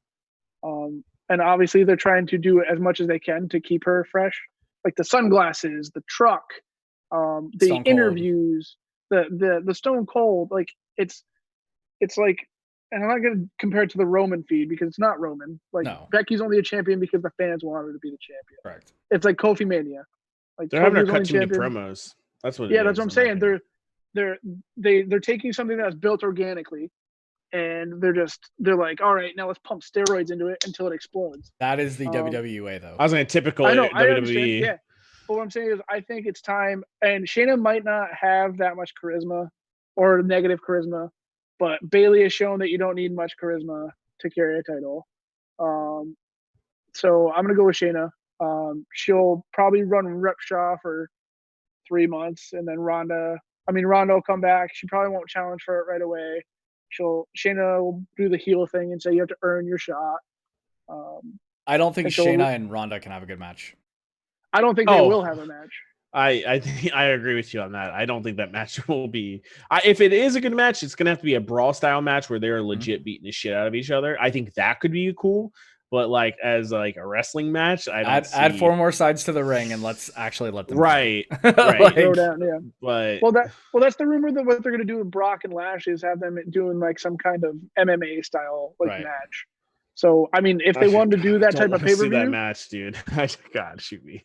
It's like I know nobody watches Impact, but Impact had the King of the Mountain series where Moose fought Bobby Lashley in a cage like that. They should put Brock and Lashley in a match, and the first person to pull off a good shooting star press wins. And go. I love the shooting star press, so I would be totally okay with that. That's my like Billy Kidman's shooting star press was the greatest shooting star press one time. All right, let's move on. What is the most disappointing outcome to have a match is Edge having his first return singles match in a empty arena. I know, man. Edge versus Randy Orton. They did make it a last man standing match, which means they can do some really cool stuff with this, hopefully. I'll let AJ go first. Let AJ go first on this one. Yeah. I love me some Edge. Obviously Edge is gonna win. Obviously, he says. Yeah. I think this is the obvious one that you could go opposite with. I mean, unless you're gonna have Randy challenge for the title as the heel, I think Edge wins. Because they're not gonna feud every week for the next 6 months because Edge is on a limited schedule. So Edge is gonna win and then run off and recover from his injuries. Obviously, he's actually injured. So Edge is gonna win. I don't think you're gonna see we're not gonna see the same Edge we used to, obviously. So I don't think he's gonna be jumping off anything. He might be going through some shit. Might get hit with a couple things, but I don't see him going through any table. He might go through a table from the ground. I don't see him jumping off anything. See, I think because we are in the situation we're in, you could actually do some pretty risky stuff with him and protect him. And Randy Orton is one of the safest workers. Yeah. So to put them two together, besides the history, is actually genius. Exactly, and it's not like it's not that I don't want Randy to win. Everybody thinks Randy Orton's boring. I love Randy Orton. I think he's really boring. Randy Orton is boring when he's not interested. If it's something he's interested in, he's one of the best. He does cut great promos. Yeah. I was gonna say, arguably, this is the greatest. Especially, I wish we really if we had fans. This would have been the best build up to Mania, in my opinion. 100%. The passion and everything, the story is great on this match. So for 3 out of these last 5 matches, the promos due to the situation we're in, I think have been better than they could have ever been. Yeah. Though. Yep. Yeah. We'll go over promos and stuff, but the Edge and Randy Orton stuff has been phenomenal. Absolutely. The whole RKOing his wife and stuff, Beth Phoenix has been great. All that stuff. That's very Randy Orton because he did the same thing with the McMahons when he won the feud with Triple H and the Didn't he RKO Linda at one point? He punted Linda. He punted Linda. Yeah. He punted Vince in front of Stephanie, and then he punted Stephanie in front of Triple H. Oh no, he punted Stephanie, and then Triple H came out and he realized what he did. When he does the thing where he's crazy and then he realizes what he's done and then something happens, that's the best. I do think that they made it a last minute saying match to kind of cover Edge's ass, saying, hey, if the wrestling isn't doing it for us, we're gonna resort to the old hardcore style of beating each other up, because it's a lot easier to sell chair shots than it is wrestling if your timing's off. That's not to say he hasn't been training this whole time. He looks great. He looks great. Well, you heard they sent a ring to his house. He's had a ring in his house. Yeah, and they and sent he the had a revival revival. Yeah. I'm sure that's what they want to do with the last 6 months of their contract. They probably do actually. Yeah, that probably actually does But you're interest gonna pay them. us to go practice with Edge? Okay, cool. Yeah. Maybe you'll probably get some interference from Beth Phoenix at some point. Maybe. All right, I'll jump in there because yeah, I'm going with Orton. See, man, and damn, I was gonna. That's fine, but the reason I'm going with Orton is because I think you hit the nail on the head with Beth Phoenix, and I think Edge is gonna try to get up again and be close to getting up, and Beth is gonna stop it. Beth's gonna throw in the towel. Yeah, so it extends this feud. It extends the feud, and again, Edge can go away. This is perfect. Randy's gonna be on TV every day. Let Edge go away again. And then let him come back, and Beth will either be casting NXT so she can't be in the building for the next match, or she'll be involved in something herself and not be around. But basically, Beth's explanation can be, I realized Randy Orton was right. I realized that I'm the reason that he's back, and it's my fault, and I enabled him, and I couldn't let him get hurt, so I threw in the towel. And it does extend this out, and I think you need this match in front of a large audience. I agree. I don't think you can just let this go here. So I think you let Randy get the technical win, and then you let Edge go away for a while, and then you have him come back and spear Orton. Maybe Orton does go into the title picture, and you have Edge just randomly show up and just spear him into oblivion, and you reset this back up for SummerSlam or Survivor Series, and we move forward from there. I'd really like to see them feud for a title. It's sad that we're not. So I'm going Orton on this match. I'm going Orton, and basically everything you said. I agree. I think to take away the pop when Edge wins is not fair to Edge. It's not fair to Edge. Not fair to us, really. Right. I mean, it's and it doesn't hurt Edge to lose the first match back, but because again, blame it on Beth. Blame it on anything, man. I mean, nothing can hurt Randy Orton. You know what I'm saying? Like Randy Orton loses all the time. Right, agree. But if we want this to continue, it can't be with Edge winning. Yeah. If there's any chance of this continuing, it's not with Edge winning. But that goes back to like the topic, like that talk we had about Edge getting into a title picture eventually. Like I agree, he can, but having him win right off the bat, who's he going to go after? That? Yeah, I know he's going to be four matches a year, right? Is that the rumor? 4 or 5 matches a year. He beats Randy SummerSlam. What happens? If he goes into a title match feud, it's going to be next Elimination Chamber, next Royal Rumble, and into Royal Rumble or something. He won't hold it for. He's not going to Brock the title. Absolutely not. Nobody's Brocking the title except for Brock. So if it is, it'll be like The Rock did when he took it off Punk, and then into Mania, and then lost to Cena. So I think that would be the scenario where Edge can get another title run. Short, or when Cena won Elimination Chamber, or no, Bray won it at Elimination Chamber, and then Randy won it from Bray. Yeah. So and I'm okay with that. I do think he deserves another shot. Let him get another title under his belt. I agree, and it can set up a big match for Mania. So, the next match, Firefly Funhouse match. I am most excited for this match. I think on the card. What? Listen to me. If we get. And they did it tonight. I don't know if you guys caught it. We had started before SmackDown went off air. But tonight in the arena, John Cena was standing in the middle of the ring. The lights went out.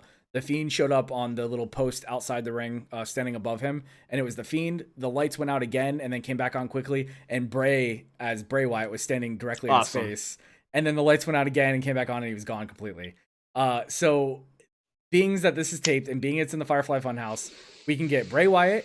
We can get the Fiend, and we better goddamn get the Muscle Man at some point in this match. So they go to a weight room, and he's just in there like dancing. I'm telling you, this match can be fun. This match can be exciting. I did not mention Bray Wyatt earlier, but next to Kevin Owens, I think Bray Wyatt is one of the best characters and wrestlers currently. So with tons of potential going forward. I won't make my prediction. I'll let you guys go first. If you say John Cena, I'm gonna try over to your house right now. All right, Bray Wyatt's gonna win the match. Okay, I mean, come on, Bray has to win because one, he lost to freaking Goldberg. a 98-year-old Goldberg on one spear and one jackhammer. That wasn't even a jackhammer. I mean, let's be whatever real. it was. Yeah. It was a hammer. IRS was rolling over in his soon-to-be grave watching that match, letting his kid fucking punk out like that. He's like, that's the Vince I remember. Yeah, yeah, fair enough. I do think this match is gonna be like you said. I'm super excited about it. It's gonna be fantastic. It's just gonna be interesting. It's gonna be interesting. It's gonna be fun. The issue I have with it being like, obviously all the matches are pre-taped, so like that's the thing. But like the past 2 matches that Bray's had, like in this, like they had the Wyatt compound match with Randy Orton, right?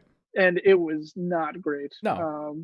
And then they had the WrestleMania match where the ring was doing dumb shit the whole time. And I understand like but you know what I'm saying? Like, and like, I'm not, maybe WWE learned from the mistakes, and the Firefly Funhouse and Bray Wyatt, like you said, is one of the best commodities they have going for them. 100%. And I don't want this match, like, obviously I'm looking forward to it. I'm looking forward to it being successful. I don't want this match to denigrate all the work. Like Goldberg has already ruined that character past a certain point. And I don't want this match to ruin it any further. It needs to be corny. I think, like when you're talking about the Muscle Man stuff, that if they've learned anything and taken anything away from like the whole Matt Hardy experience or what he's doing, is it has to be corny. It doesn't need to be serious. It just needs to be fun. And the one argument I'll make to you, AJ, is the stuff that you mentioned, the Orton match and the both Orton matches. It was serious. Well, and it was the old Bray Wyatt too. It was not this current iteration of Bray Wyatt. And I think that they really have given Bray the reins when it comes to what's going on. Obviously, Goldberg, he didn't have a choice in, but you know, they listened to the fans with the red light. They got rid of the stupid ass red light. You know, the strap match with Dan O'Brien was amazing. It was great. It was his best match of his career. 100%. So I mean, they've improved Wyatt as it's gone on. You know, and I think they continue to do so in this match. And like what I would like to see as far as like corniness, like I'd like it to, like obviously like the Undertaker hinted at the different cameos of his different characters. I'd like to see those types of hints through the Firefly Funhouse as well. Like like they end up in a basement and it's got like the Wyatt family's in the background, like models of the Wyatt family. Like, because you don't have to show their faces. Like I know Rowan's grab gone, the masks, or not Rowan's gone. Luke Harper's gone, but like have people in the background, like who Brody Lee. Yeah, Brody Lee, my boy. Not really. I'm not a fan.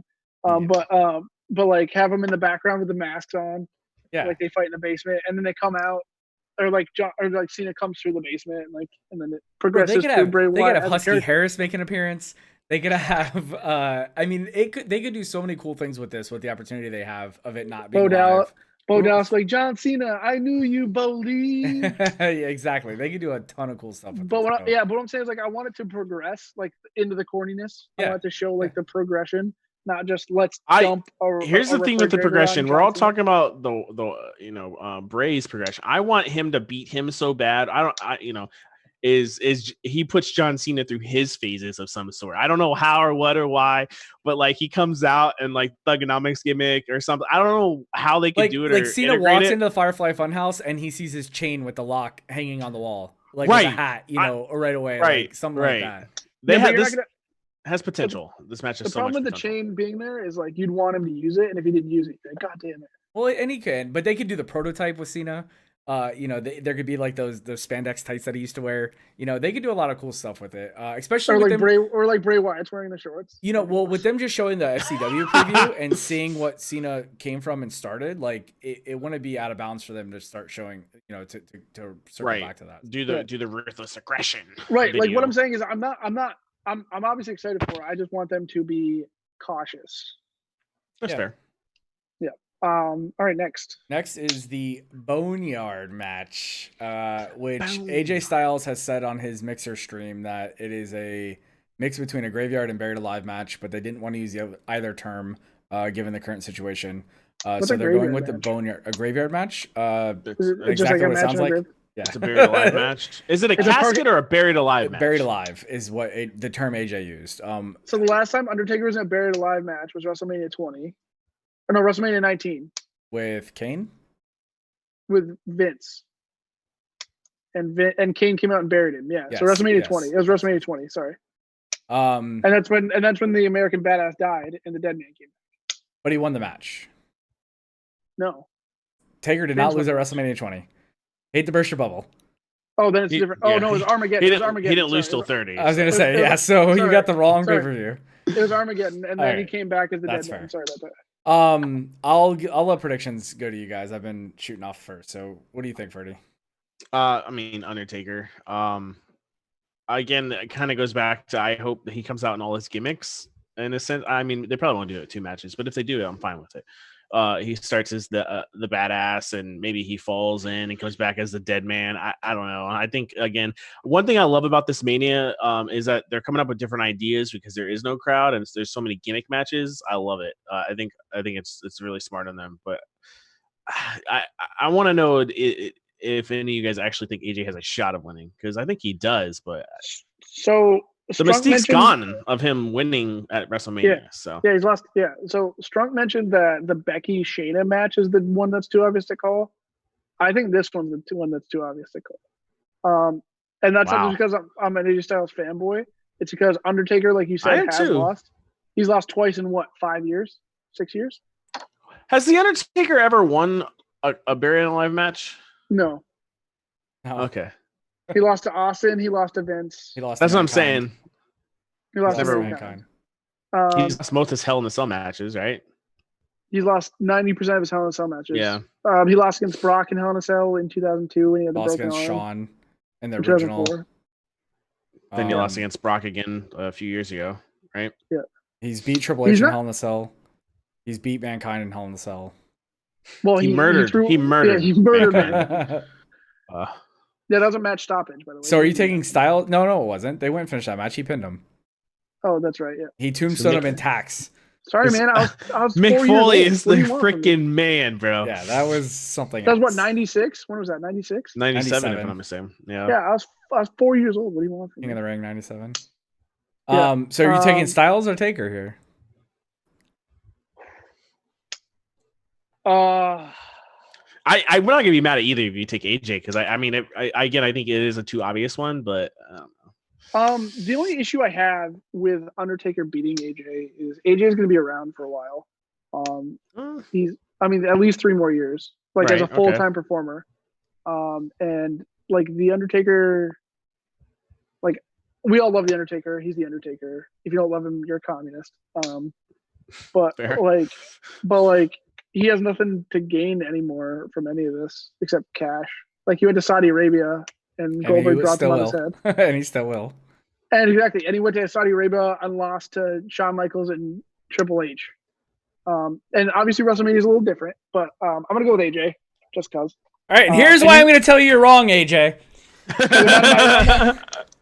So your comment was that AJ is going to stick around.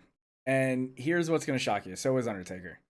I think Undertaker is primed to go on another year of 6-7 matches. I think we're going to see him a lot in this next coming year. And I think he's going to be something a little bit different than he's been.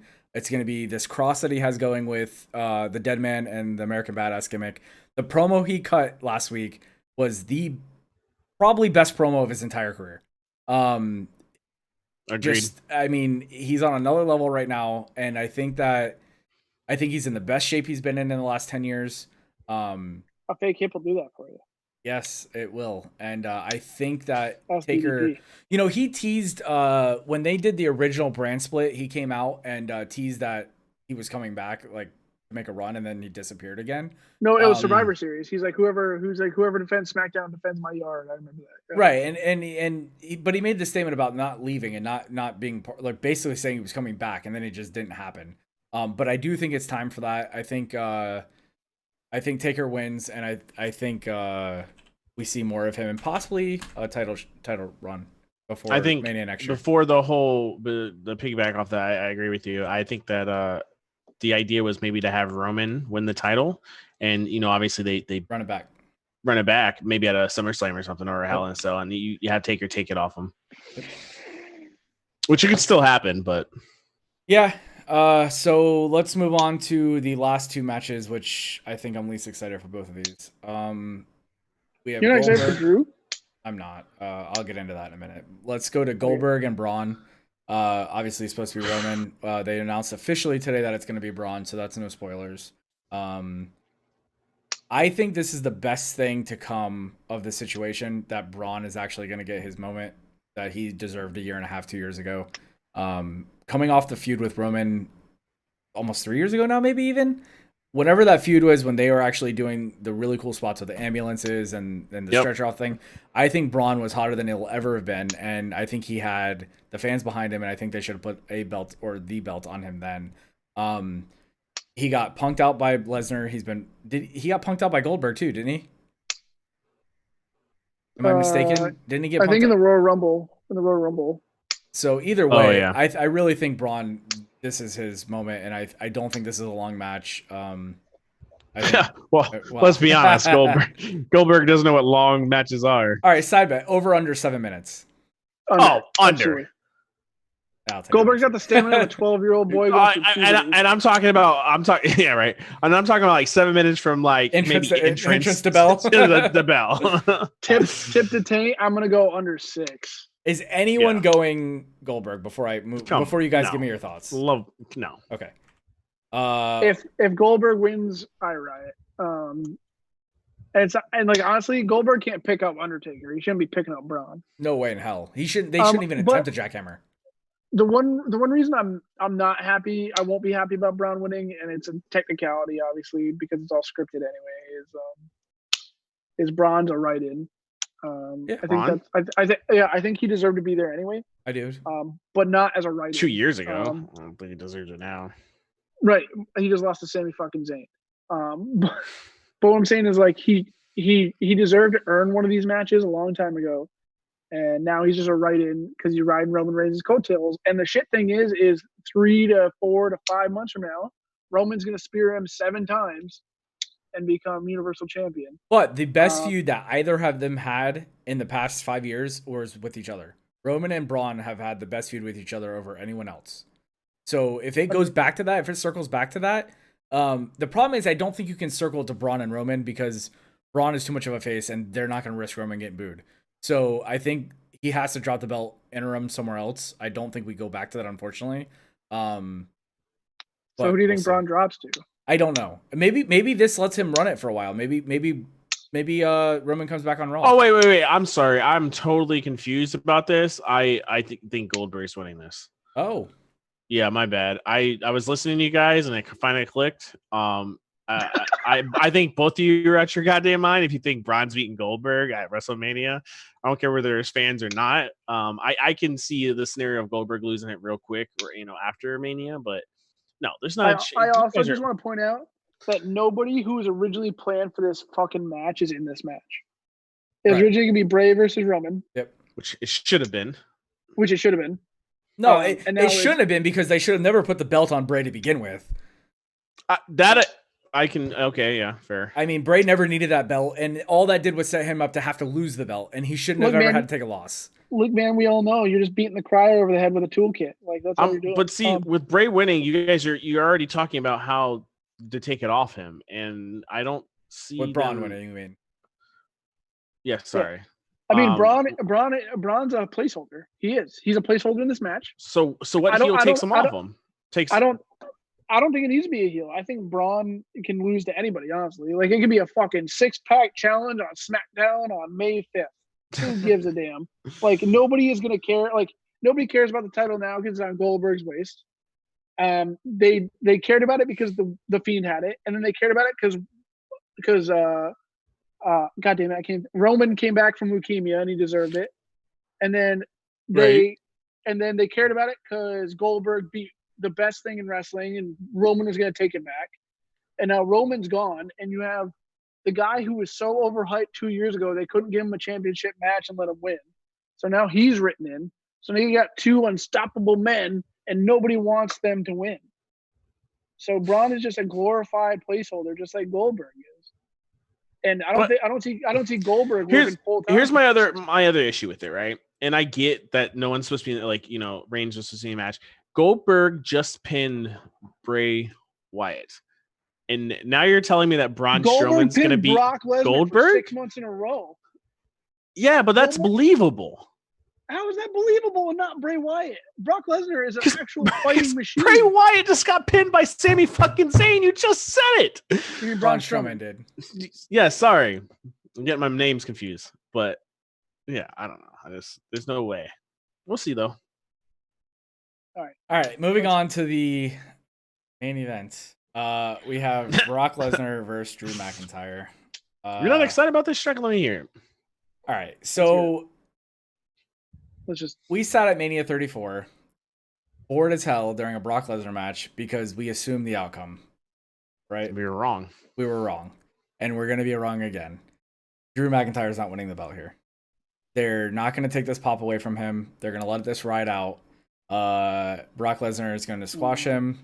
Interesting. And it's going to be a squash him. Squash him. Yep. He's going to eat 3 Claymores and no-sell the shit out of the last one and then suplex him a couple times, F5, go home. He's gonna sit up and laugh and I don't see it, man. I don't see Drew as a champion yet. I know the big talk and I know the blah blah blah blah blah. To me though, why take that belt off Brock? You know, everyone can get with it. No, you are, but the card is worse without him. I'm not. Every time. No, I love Brock. I think he's great. I'm just sick of him having the belt. Yeah. Him having the belt. That's all. That's right. If you're a SmackDown, if you're a Fox executive, and your job is to make sure that SmackDown is pulling ratings, and they're gonna put up this guy Drew McIntyre, who no one's ever heard of, to take the belt off Brock. This is a Raw belt. Yeah. Oh, this is a SmackDown belt. No, WWE champ. Goldberg and Braun is. Wait a minute. Remember, so he won. He beat Kofi. Then remember, he like what was the angle? He quit or something. And he quit SmackDown, went to Raw, and then they turned the Universal title blue because he went to SmackDown. Okay, so then let's circle back. Then Braun definitely wins the belt, and the Fiend takes it back off Braun. That's a made match right there. You ask who can take it off Braun, the Fiend, and then you get to the Fiend and Roman at SummerSlam, and then Roman beats him. That's an easy fucking pick. Yeah, I don't know. I think I'm opposite with you. Is that Goldberg is gonna roll back with right, Wyatt. Nobody wants to see that match again. No, it's not gonna happen. Fucking soul. Because at the end of the day, they wanted Roman to beat Bray Wyatt. I agree, and that's how they get there. And that's how they get there is they have Braun win the belt, Bray take it off Braun, which is a made feud because you have history, and then they've talked about it. They've hinted at it before. And you get to Roman at SummerSlam. Okay, so this is the Raw title. This might change my mind a little. Hang on. No, I'm still gonna pick Brock. I can't not pick Brock. How do you not pick Brock? That's the real question. You're right. Yeah, I mean, I listen. I had a hard time picking this one too because I am like, well, you're gonna take the pop away, and there's no pop. But I think it would be better that if Drew won, and I'm gonna pick Drew, is that when we do have crowds back, that's like one of those moments, like whatever the first Raw is, when everyone's back, everyone's gonna freak out when Drew comes out and his music hits. I think. Is Brock even going to show up the first Raw back when this is all over? Like he typically takes his time off after Mania, unless there's a Saudi event, which there probably will be. Gotta get that blood money, boy. Yeah, the Saudi event will be the first live crowd event after this. Mark my words. Mark my words. Okay. But I think I really do. I think Brock wants to give the belt to Drew. I think he enjoys working with Drew. I don't know why. Brock will do business. There's no arguing that. Right. And I think that, if he's gonna drop to someone, it's gonna be someone like Drew. So I don't know, we'll see. But I'm gonna go with Drew as well. Because I love my indie wrestling and my progression. And Drew left and he was a bum. Drew got fired and he was a bum. And then he hit the circuit and he went to Impact and he went to Ring of Honor and I don't think he went to Japan. I don't think he's a Japan guy. No. But and then before Evolve was bought by WWE, like just in Evolve, stuff like that. But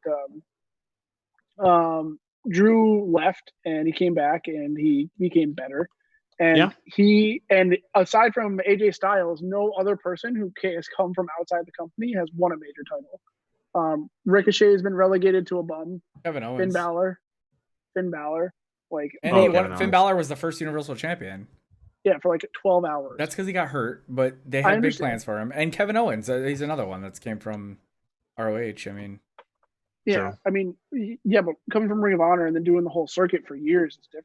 Like obviously, Oh, you're right. they've done their thing. I agree. Drew has proved himself. Yeah, I think Drew has shown the company and the man in the company, the only one that makes a fucking decision, that he can carry that belt, and we'll see. And if not, Brock will have that belt back in 3 months. All right, let me I circle agree. back. Let me I circle agree with back to that. something you said, Ferdy, because you said that you think that by him winning, and then we have let's say 8 more weeks of no audience, that when he comes out for the first time in a live crowd, he gets a big pop. I think it's the exact opposite reaction. I think he's the darling now, and I think if he holds that belt for 8 weeks on TV without an audience, I think by the time we get to TV, we're done. We're over him being champion. The next thing I'll say is if Drew does win, his first fucking opponent's going to be Jinder Mahal. So let's not have that happen. Oh my god. I'm just saying. Don't ever say that. I'm gonna roll. Yeah, I think again we both agree that Randy wins. I think Randy's like a good opponent, first opponent for Drew when he does hold the belt, because people do hate Randy Orton. They love him, but they hate him. So it's an easy progression. Mm-hmm. And if this is the Raw belt, Kevin Owens can challenge Drew also, which we talked about earlier. Yep. I don't. And Seth and Seth as well. I mean, it takes time off or not.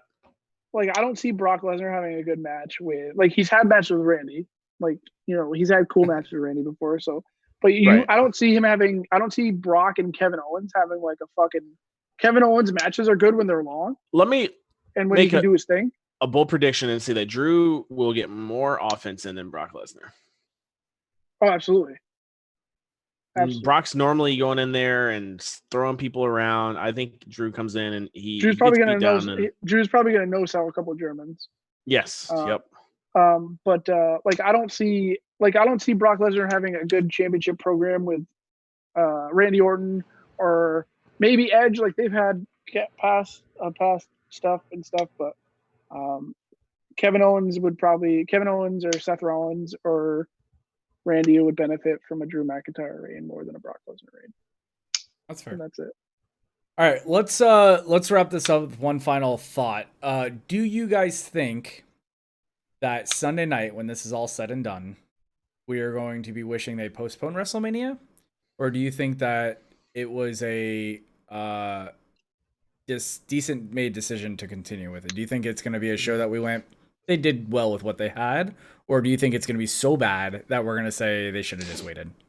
Well, I'll start. I think they should have postponed it. But 2, I think that it's not going to be that bad. So will I regret watching it or have it how it's played out? No. But I think they should have postponed it. I think a lot of these matches would have been way different if they did postpone it. Obviously, Roman would have been in there. I don't think there would have been a Boneyard match personally. I don't think there would have been a Firefly Funhouse match. I don't think there might have been a Last Man Standing match. A lot of these matches, I don't think there would have been. Maybe, but I see it a little bit different.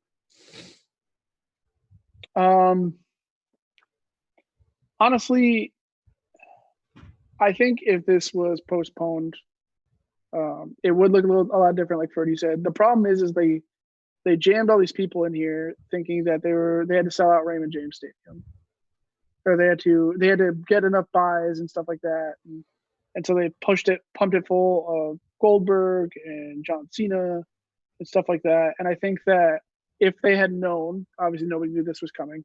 If they had known what was going to come down the pipe, I don't think we would have seen as many last-minute changes to the card as we did. I think if they postponed it, WrestleMania, we would see a much different card and probably a much more thought-out card. But I don't think we're going to regret it as much as we think we will. Yeah. I don't like the idea of it being 2 nights. Obviously, they have the time slots and they got to do it. They got to do what they got to do. But what's going to happen is they're going to put all the trash match, the lower card matches in the first night, and then all the big matches on Sunday. I'm curious to see how they split them up. I don't know that it's going to be that way. I think we will have. I think they have a schedule. I think they have a schedule for them. There's been rumored schedules. Nothing's been officially announced. Okay, yeah. which is crazy. They did that because they don't want you to not watch one night. I'm right, sure. because they're selling it as one night. You could buy it, or you could buy both nights combined. So they definitely aren't going to release too much information. Also, I think this is a test for future manias that have them 2 nights. I agree. Wrestle Kingdom is going to do it this year too. This is the first year Wrestle Kingdom's going to be over 2 nights. No, they did it last year, and it was last year was the first one. Okay, so I do think that I have a really bad feeling when I read online. Like it doesn't. I disagree heavily with people that say they should have just canceled this, postpone, like don't do it, blah blah blah. And the main reason for that is because putting a lot of these storylines on hold would not have worked. I think they could have had a much shorter card. They could have had a 6-7 match card and done it in one night, and they could have postponed some of this. Right. I think contract wise, you have to get some of these matches out of the way. True. Because what happens if this lasts for another 6 months and Goldberg's just not around and he's your champion, you never drop your belt? What happens if John Cena starts filming again and can't finish up with Bray? What happened? There's a lot of different things that can happen where they had to get some of these matches off the table. I am under the belief they could have done this with a much shorter card, a blockbuster card, one night, sell that pay-per-view, and let's move on. Right. And that's what I was trying to get at when I said, like, if they did postpone it, we'd be seeing a much different card. Right. And it might be more thought out, but this is the card we're going to be dealt. I think the promos leading up to this, because of what's happened, have been better than the promos if we had audiences. Right. And I think the build is really good. I think that the actual product, when we get there, like, there's a lot of dudes who we don't see wrestle often without a crowd, obviously. But there's also a lot of dudes on this list, or a lot of people on this list, who have never wrestled without a crowd. So we're going to be watching this, in, like, obviously we're going to try to stay objective as possible. Sure. But it's not going to feel good. It's not. The other thing that goes around is they're trying to take your mind off it. Unfortunately, when I'm watching wrestling with zero audience, all that it's the first thing you think about. Absolutely. Right. And I applaud WWE for moving forward, whether it's a financial decision they're making or a decision to try to entertain their audience. And I applaud the wrestlers for going forward with the show. I think we're going to be entertained, and I'm actually looking forward to doing something this weekend, because the last 3 weekends I've been locked in my house and nice shit to do, twiddling my thumbs. So, AJ, I said thumbs. So I was gonna say, is that what you call it? But I was gonna let it go because you told me how to behave. I know, but I know what you're thinking. So I'm gonna give this last thing. We're gonna say our goodbyes. But I'm gonna allow us after Saturday's matches, after our podcast, during our podcast on Saturday, if you want to change one of your picks from tonight for the matches that we know will be on Sunday, because Saturday will be over, I'm going to let us all have one repick. AJ, you're picking Drew, right? You didn't. Yeah. I just didn't tab off it. I got it. I just want to make sure. Yep. Okay. That's fine. So we'll allow one repick. We'll update the records after Saturdays. We're going to come back after Mania on Saturday. Hopefully it's 10 o'clock, not 11, and definitely not 12, but we don't know what the runtime's going to be. They should be able to chop this into a 3-hour window, 7 to 10, hopefully. There should be no reason. There should be no reason. Follow us on Twitter, Backstage Brawl on Twitter. Backstage Brawl Pod. I'm sorry. Is it? Can you verify that for me? I also AJ's new to Twitter, so it's a Backstage. It's at Brawl Podcast. At Brawl Podcast. Give us a follow on Twitter.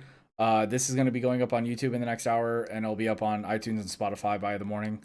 So follow us, review us, like us, all that yada yada stuff, and we'll keep on keeping on, guys. Any final words? See you tomorrow night. I'm excited, man. Are you excited? I am excited for some wrestling. Like you said, it's something to do. It's something to do. For me, it's like a job interview. You're like super excited until it gets there, and then you're like, I gotta go through this. Well, you'll be so drunk you probably won't remember half these. I haven't drank since I moved here. I'm all by myself. So it's time. I don't have any friends to watch. I was gonna say it's definitely time to drink. Last WrestleMania was a shit show. So I had to Uber home. You remember that? I paid $55 for an Uber home because I had to Uber from Ferdy's apartment.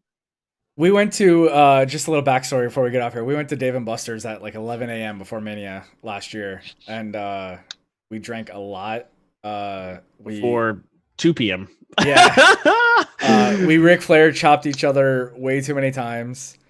R.I.P. Eric. R.I.P. Yeah. Eric. And I definitely have video of that. Yes. So Maybe at a certain follower goal, we'll upload some of those videos to Twitter. That wouldn't be a bad idea. So anyways, that's us, guys. Thanks for watching, and thanks for listening, and we'll see you guys tomorrow after night 1 of WrestleMania. Good night. Absolutely. All right.